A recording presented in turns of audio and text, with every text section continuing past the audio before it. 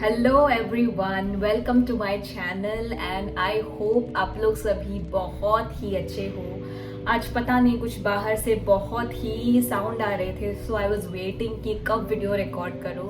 सो अभी थोड़ा साइलेंट हो गया है। आज का जो टॉपिक है वो बहुत ही इम्पोर्टेंट है एंड आप ये बिल्कुल भी नहीं मिस कर सकते।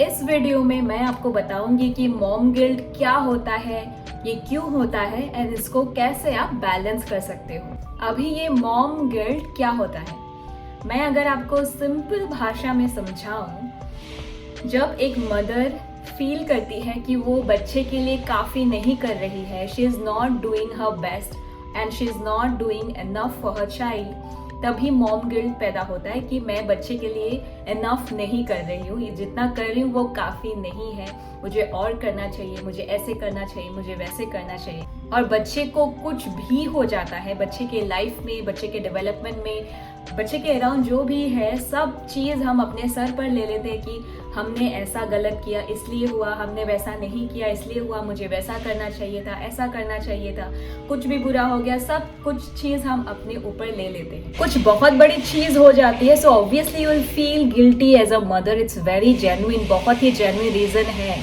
लेकिन बहुत ही छोटे मोटे चीज़ों के लिए भी मदर्स बहुत ज़्यादा गिल्टी फील करते हैं, जो चीज़ें बहुत ही कभी कभी एकदम अनदेखा भी कर सकते हैं या फिर इतना इम्पोर्टेंट नहीं होता, इतना डेंजरस होता भी नहीं है, लेकिन वो हम मतलब एक चींटी से एक हाथी बना देते हैं।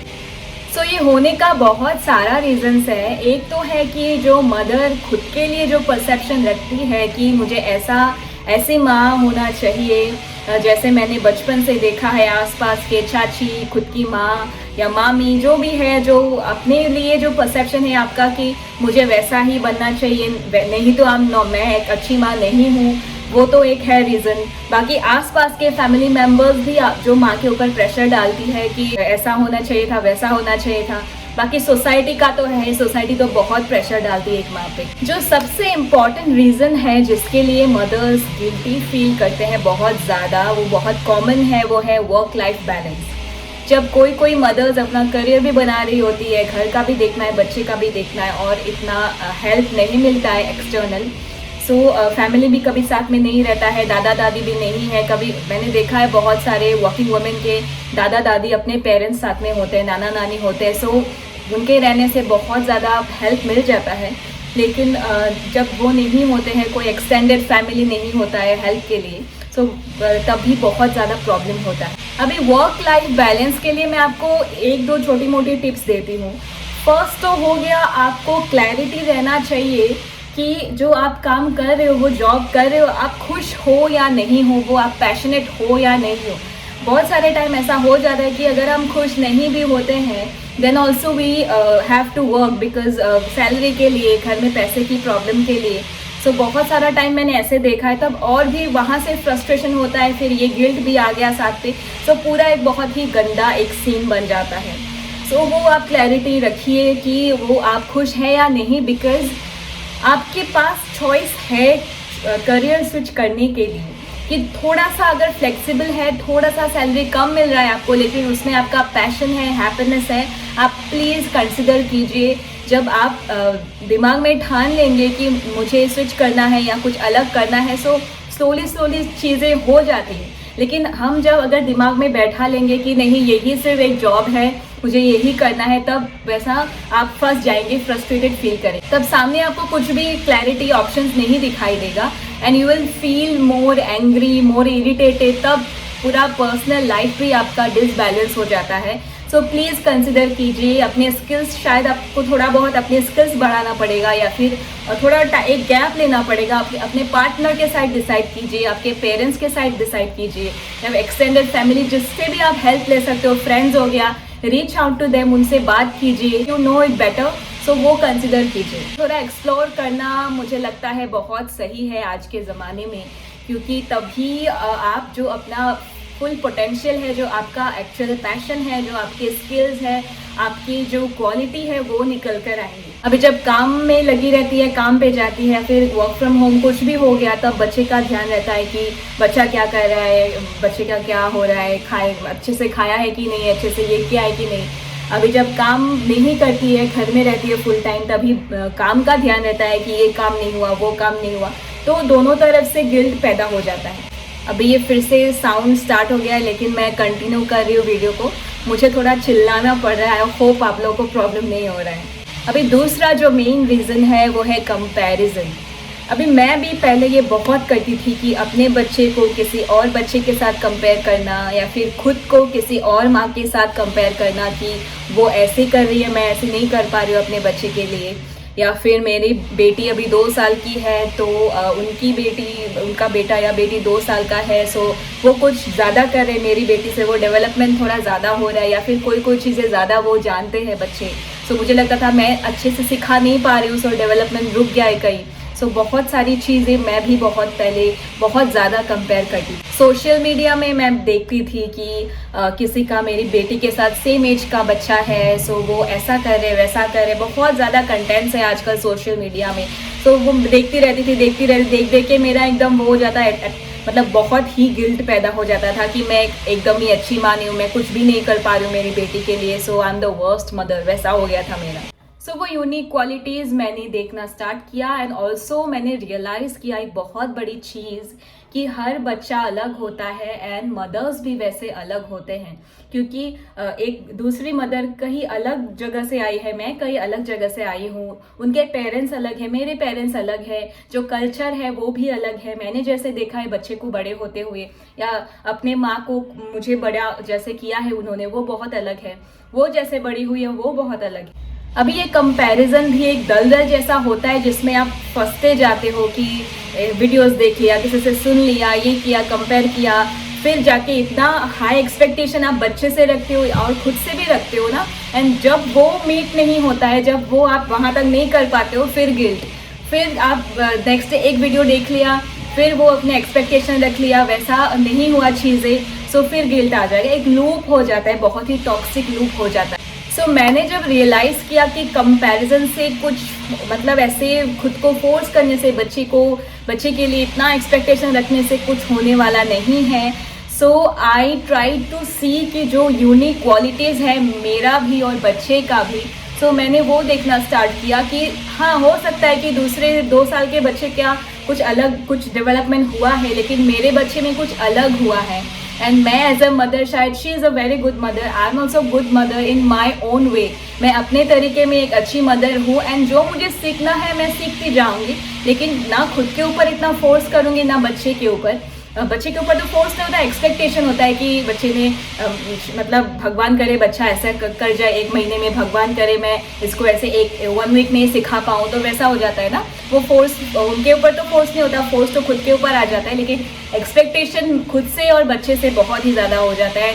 1 वीक में आप अगर सोचो कि ये सिखा लो, वो सिखा लो, फिर वो एक रिस्पॉन्सिबिलिटी आ जाता है, बहुत बड़ा बर्डन आ जाता है, यू फील फ्रस्ट्रेटेड, सो ये पूरा ही एकदम मेसी हो जाता है। सो मैंने कंपैरिजन कम कर दिया, एंड बच्चे को समझने में, खुद को समझने में और सीखने में मैंने ज़्यादा ध्यान दिया। एंड कुछ चीज़ें ना जो हमारे हायर पावर होते हैं, भगवान, डिवाइन, यूनिवर्स, आप जिसमें भी बिलीव करते हो, बहुत सारी चीज़ उनके ऊपर डालना पड़ता है, क्योंकि सब कुछ हमारे हाथ में नहीं होता है। हम सोचते हैं कि हम ही सब कुछ कर सकते हैं, हाँ, मतलब हमारे ऊपर ही है, नहीं तो बच्चा का ये नहीं होगा, वो नहीं होगा, या फिर I am not a good mother, लेकिन बहुत सारी चीज़ें उनके ऊपर छोड़ना पड़ता है, बिकॉज सब चीज़ों का एक टाइम होता है। उससे आगे आप फोर्स भी करेंगे, खुद को फोर्स करेंगे, या फिर आप फ्रस्ट्रेटेड होंगे, इरिटेट होंगे, फिर भी ये नहीं होने वाला है। आप बस अपना बेस्ट दे सकते हो, आप सीख सकते हो, और बच्चे के हिसाब से आपको सीखना पड़ेगा, क्योंकि गूगल में जो अवेलेबल है, या फिर 10 पेरेंटिंग कोचेस जो बना रहे हैं कि ऐसा करो वैसा करो, आप ट्राई कर सकते हो, लेकिन आप फोर्स नहीं कर सकते अगर बच्चा वो रेस्पॉन्ड नहीं कर रहा है, क्योंकि हर बच्चा अलग है, हर बच्चा अलग अलग चीज़ों को रेस्पॉन्ड करता है। सो आपको बच्चे के साथ कनेक्शन बना के बच्चे को समझना बहुत इंपॉर्टेंट है, तभी बाकी चीज़ें ना स्मूथली वो सब कुछ हो जाता है। अभी बाकी आसपास के लोग भी मदर्स से बहुत एक्सपेक्ट करते हैं। मैंने अभी इस जनरेशन में बहुत देखा है कि हम पहले बहुत ही आउटगोइंग थे या फिर लाइक फ्री स्पिरिट थे हम, मतलब घूमते रहते थे, ये थे, मतलब केयर फ्री थे बहुत। अभी जब माँ बन गए हैं तो ये लाइफ का बहुत ही लाइफ अपसाइड डाउन हो जाता है, ये एक बहुत ही एक नया लाइफ बन जाता है। हम भी एज अ मदर हम पैदा होते हैं नए तरीके से, लेकिन वो हम खुद अडेप्ट करते हैं, खुद भी सीखते हैं, खुद भी वो करते हैं और इतना अपना अंदर चला रहता है, राइट। जो पोस्टपार्टम डिप्रेशन है, जो इमोशंस है, या फिर खुद के ऊपर जो हमारा एक्सपेक्टेशन है, ये मॉम गिल्ट है, बहुत सारी चीज़ें अंदर चलती रहती है। उसके ऊपर आसपास के लोग भी इतना प्रेशर डाल देते हैं कि ऐसा नहीं किया, वैसा नहीं किया, अरे बच्चे का ये नहीं हुआ, बच्चे का वो नहीं हुआ। सो वो आई डोंट थिंक, मुझे पता नहीं, वो आप अगर बाउंड्री मेंटेन कर सकते हो उन लोगों के साथ तो प्लीज़ बाउंड्री मेंटेन करो। एक बाउंड्री से उनको क्रॉस करने मत दीजिए, और करते भी हैं सो लाइक अच्छे टोन में उनको समझा दीजिए कि आपने जो बोला मुझे इतना ठीक है। अगर कुछ आपको अच्छी बात बता रहे जो आपके फ़ायदे के लिए है देन वो आप ले लीजिए, लेकिन बहुत ज़्यादा ही आपको वो जज कर रहे हैं तो आपको पता चल जाएगा कि किस वाइब से वो बोल रहे हैं। सो वो डिस्टेंस मेंटेन कीजिए, बाउंड्री बनाइए, एंड ताकि नेक्स्ट टाइम आपको इतना वो उस तरीके से ना बोल पाए। अभी फिर और एक रीज़न है गिल्ट का, जो अपने लिए हम टाइम निकालते हैं खुद के थोड़े कुछ एन्जॉयमेंट के लिए। कहीं अगर बच्चे को छोड़ के कहीं गए हैं फ्रेंड्स के साथ कभी, या फिर कुछ भी हो गया, खुद के सेल्फ लव के लिए, सेल्फ केयर के लिए, कुछ मूवी के लिए, एनीथिंग, तभी भी मदर्स कभी कभी गिल्टी फील करते हैं कि मैं तो यहाँ एंजॉय कर रही हूँ, पता नहीं बच्चा वहाँ पे क्या कर रहा है। वो तो बहुत नेचुरल है, मदर्स को आते हैं, लेकिन वो अगर आप वो जहाँ पे हो प्रेजेंट मोमेंट को ही एंजॉय आप नहीं कर पा रहे हो, आपका पूरा ध्यान दिमाग वहाँ पर ही है, आप वैसे अपना बॉडी ही सिर्फ प्रेजेंट मोमेंट में है, या फिर फ्रेंड्स एंजॉय कर रहे हैं, आप ऐसे दिखा तो रहे हो कि आप एंजॉय कर रहे हो लेकिन आपका ध्यान वहाँ पर होता है, तो वो भी एक गिल्ट का बहुत ही बड़ा रीजन है। सो आई वुड से कि मेक श्योर जिनके पास आपने बच्चा छोड़ा है they are taking good care. सब चीज़ें आपने बताकर, आपने ऑब्वियसली सभी माँ पूरा दे मेक श्योर कि सब चीज़ें सही से हो, सो सब कुछ बताकर आती है, सब कुछ दिखा कर आती है, समझा कर आती है। एंड अगर आप वो मोमेंट को एंजॉय नहीं करेंगे, right, so you will lose that moment, क्योंकि मदर्स को इतना टाइम नहीं मिलता है खुद के लिए या खुद के एंजॉयमेंट के लिए, क्योंकि वो भी आपके मेंटल हेल्थ के लिए, इमोशनल हेल्थ के लिए बहुत इंपॉर्टेंट है। क्योंकि अगर आप वो मोमेंट एंजॉय करेंगे, जब आप वापस बच्चे के पास जाएंगे आप एक हैप्पी मॉम बनकर जाएंगे, जो बहुत इंपॉर्टेंट है। So please don't feel guilty अगर आप थोड़ा सा एंजॉयमेंट करो, जब बच्चा सेफ है। सो प्लीज़ ट्राई कि आप एंजॉय कर पाए, क्योंकि हैप्पी मॉम होगी तभी हैप्पी बच्चा भी होगा। सो अभी कुछ दिन पहले मैं गई थी जून में चेन्नई। सो 28 जून को मेरी बेटी का बर्थडे है, सो पिछले दिन ही मैं चली गई थी। सो वो ट्रेनिंग प्रोग्राम था एक चेन्नई में 4-5 डेज के लिए। सो आई वॉज थिंकिंग कि मैं बहुत मिस करूँगी बेटी को, right, and like I would not be able to put my focus over there, तो मैं नहीं ध्यान दे पाऊंगी वहाँ पे, पता नहीं, मतलब अभी मैं हस्बैंड और मेरे ब्रदर इन लॉ के पास छोड़ के गई थी। ब्रदर इन लॉ के फ्रेंड्स भी हैं यहाँ पे जो बहुत हेल्पफुल है, वो मतलब बहुत सारे मेरी बेटी का चाचा है जो बहुत प्यार करती है उसको। सो अभी आई वॉज मैं तो मेरा तो थोड़ा सा वो था कि हाँ मतलब अच्छे से केयर रखेंगे, लेकिन फिर भी एज अ मदर आपको होता है ना कि लाइक अगर वैसा हो गया तो वो कैसे हैंडल करेंगे, ऐसा हो गया, बहुत छोटी मोटी चीज़ें भी बच्चे का होता है जो आप जानते हो अच्छे से, बाकी कोई नहीं कर पाता है वो। सो मुझे बहुत ही वो मतलब था टेंशन थोड़ा सा, लेकिन साथ में एक एक्साइटमेंट भी थी कि बहुत दिनों बाद मैं अकेले बच्ची के बिना कहीं जा रही हूँ। क्योंकि शादी से पहले मतलब मुझे ट्रैवल करना बहुत पसंद है, शादी से पहले भी मैंने सोलो ट्रिप किया है। सो एंड फैमिली के साथ जाना, बच्चे के साथ जाना और अकेले जाना, वो भी एक वर्क ट्रिप के लिए, वो थोड़ा अलग है। जो काम के लिए आप जाते हो वो थोड़ा बहुत अलग होता है। सो आई बैडली वॉन्टेड कि मैं कहीं जाऊँ, मतलब मेरे बच्चे और फैमिली के बिना मुझे अकेले एक ट्रिप चाहिए था। एंड वर्क ट्रिप्स मुझे बहुत पसंद है। एंड वो 4-5 डेज ना आई थॉट कि मेरी बेटी बहुत मिस करेगी, रोएगी, बहुत ही मतलब इरिटेट करेगी, क्रैंकी रहेगी, ये नहीं होगा, वो नहीं खाएगी। सो बहुत सारी चीज़ें मेरे दिमाग में था, लेकिन मेरे हस्बैंड और चाचा ने बहुत ही उसका अच्छे से ख्याल रखा and I am very grateful to them. And मैंने भी वो दिन, वो 4-5 डेज मैंने बहुत एंजॉय किया। मुझे भी इतना बेटी का वो ध्यान नहीं आया, क्योंकि बहुत दिनों बाद after 2 year, not even 2 years, क्योंकि प्रेगनेंसी का 9 मंथ्स आप पकड़ लीजिए, उससे पहले का भी, so 3 years almost, after 3 years I was going alone after a long time.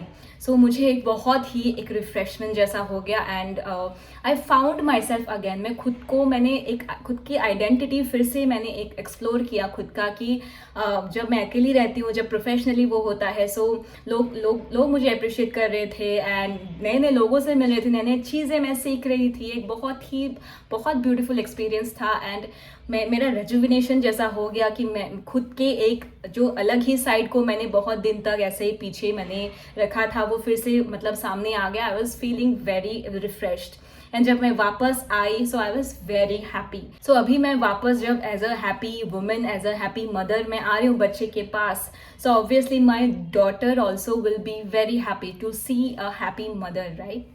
अभी और एक मेजर रीज़न है, जब कोई बच्चा थोड़ा थिन होता है, थोड़ा पतला होता है ऐसे, सो जो सोसाइटी बोलते हैं ना कि अरे कुछ नहीं खिलाते उसको, इतना पतला है, क्या बीमारी है, क्या हेल्दी नहीं है।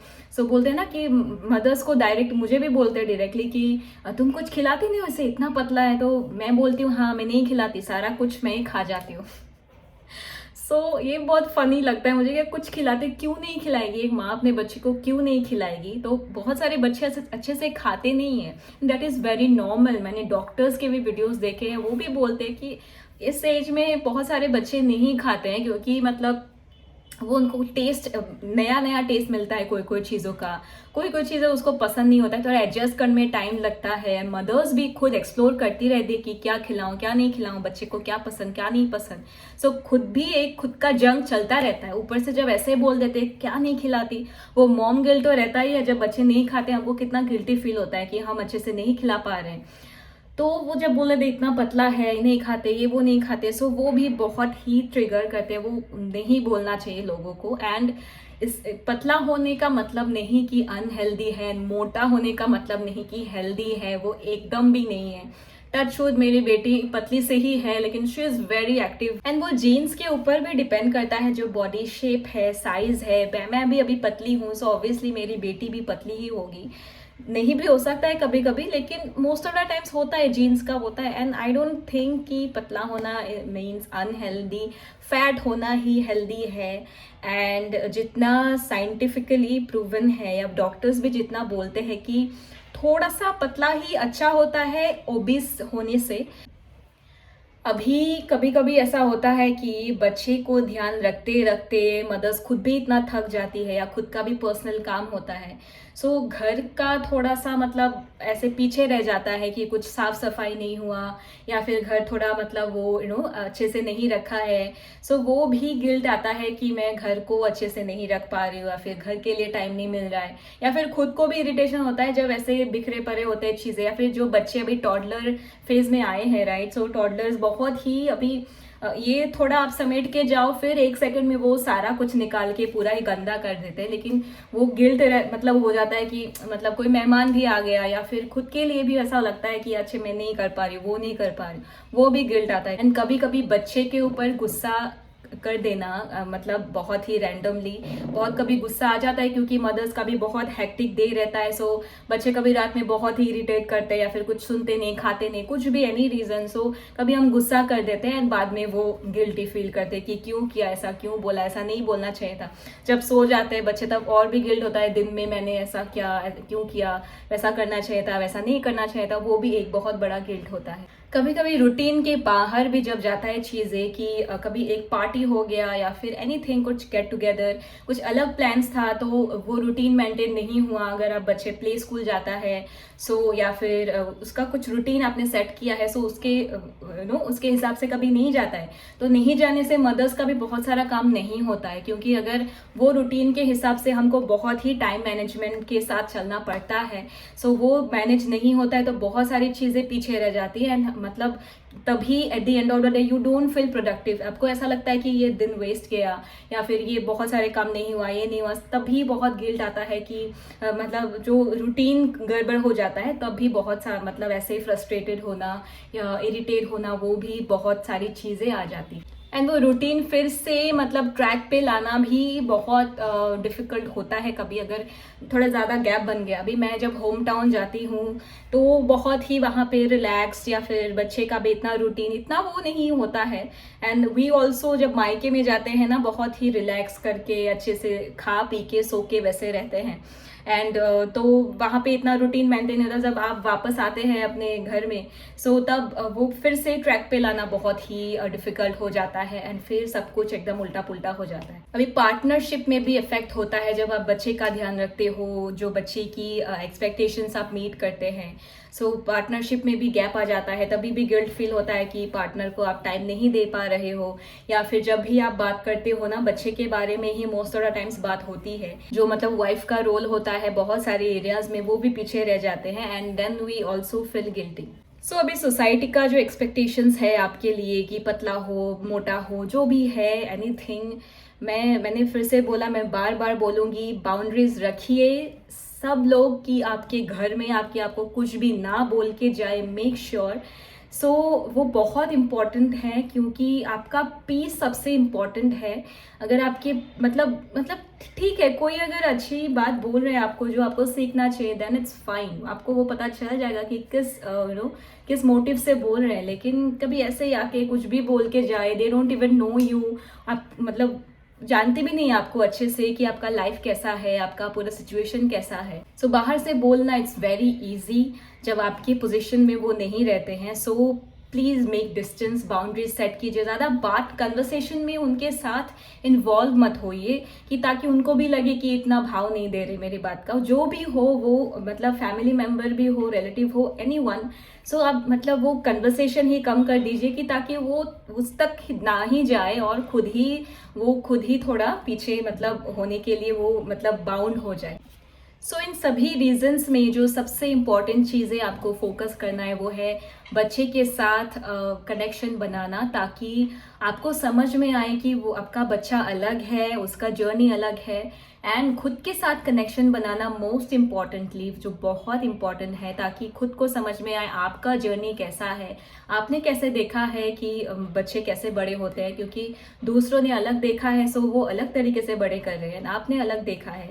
सो खुद को समझना इम्पॉर्टेंट है कि आपका कैपेसिटी कितना है। लेकिन मदर्स तो अपने कैपेसिटी से ज़्यादा ही करते हैं, दैट इज़ वेरी नॉर्मल। लेकिन फिर भी ऐसे पॉइंट तक खुद को मत लेके जाइए कि यू फील टोटली ड्रेन्ड, आपके मतलब अंदर कुछ रहा ही नहीं। सो बैलेंस मेंटेन करना इज़ वेरी इंपॉर्टेंट। सो खुद को समझिए, एंड डिस्टेंस मेंटेन कीजिए, बाउंड्रीज सेट कीजिए, एंड सीखते रहिए चीज़ों को। जो सेंसिबल लोग हैं उनसे पूछिए कि ये कैसे करे, वो कैसे करे, या फिर यूट्यूब वीडियो जो आपको पसंद आता है जेन्युइनली। सो आज के लिए बस इतना ही। थैंक्स अ लॉट, एंड आप प्लीज़ मेरे चैनल को सब्सक्राइब कर दीजिएगा आपने अगर नहीं किया है, एंड शेयर कर दीजिएगा अगर आप खुद मदर हैं, अगर किसी और मदर को आप जानती है, अगर आप एक हस्बैंड है, फादर है, तो अब अपने वाइफ को ये शेयर कर दीजिएगा। या फिर आपके सर्कल में जो भी आप जानते हो, कोई फ्रेंड है आपका, आपकी सिस्टर है जो मदर है, पेरेंट्स है, कोई भी है, प्लीज़ शेयर कर दीजिएगा। क्योंकि बहुत ही छोटी छोटी चीज़ें कुछ कभी कभी हमको नहीं पता होता है। सो मैं अपने पर्सनल एंड प्रोफेशनल एक्सपीरियंस से मैं शेयर करती हूँ, एंड मैं एक certified life coach and NLP practitioner हूँ। सो आपको अगर सेशंस लेना है तो मेरे इंस्टाग्राम पर जाइए, मुझे फॉलो कीजिए। मैं डिस्क्रिप्शन बॉक्स में मेरा इंस्टा लिंक मैं दे दूंगी, वहाँ पे आप DM कर सकते हो, मुझे मैसेज कर सकते हो सेशन के लिए। या फिर मैं जो ऑनलाइन सेशन बुकिंग का वो लिंक है वहाँ पे है, बायो में है, तो वहाँ पे भी दे दूंगी, मतलब आपको मिल जाएगा बायो पे वहाँ पे। सो वहाँ पे क्लिक करके आप सेशन बुक कर सकते हो। एंड मैं बहुत जल्द बहुत ही अच्छे वर्कशॉप्स में ला रही हूँ, बहुत जल्द। सो वो वर्कशॉप्स बहुत ही वैल्यूएबल होगा। सो आप वो अटेंड आपको ज़रूर करना चाहिए। तो उसके लिए आप सोशल मीडिया में जुड़े रहे मेरे साथ। सो अच्छे से अपना ध्यान रखिए, खुद हैप्पी रहे, तभी आप लाइफ के जो बाकी रोल्स है वो हैप्पीली आप निभा पाएंगे। So take care, bye bye.